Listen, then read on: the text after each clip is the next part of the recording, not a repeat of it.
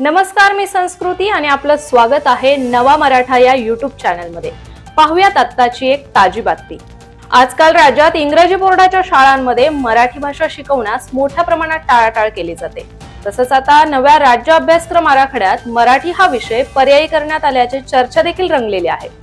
मात्र आता शालेय शिक्षण मंत्री दादा भुसे यांनी मराठी अनिवार्य करणार असणार अशी भूमिका घेतलेली आहे।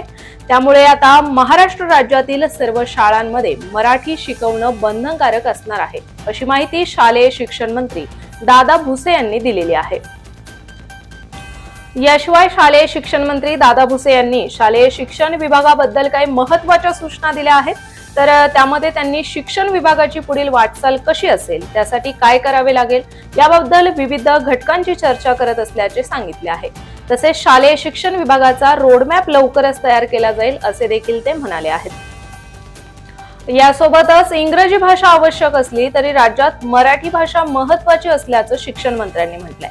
तसेच आता या भाषेला केंद्राकडून अभिजात दर्जा मिळाला आहे, त्यामुळे इंग्रजी शाळांमध्ये मराठी शिकवणे बंधनकारक आहे। मात्र तरी काही शाळा यातून पळवाट काढत आहेत। अनेक इंग्रजी माध्यमांच्या शाळांमध्ये मराठी भाषा शिकवली जात नसल्याच्या तक्रारीही येत आहेत। आता राज्यातील सर्व शाळांमध्ये मराठी शिकवणे सक्तीचा कायदा करण्यात आला आहे। यामुळे खासगी सीबीएसई, आयसीएसई आणि कोणत्याही इंग्रजी बोर्डाच्या शाळांना हा नियम लागू असणार आहे।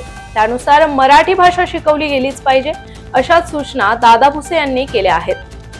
तर अशाच माहितीपूर्ण व्हिडिओसाठी आपल्या नवा मराठा या YouTube चॅनलला नक्की सबस्क्राइब करा।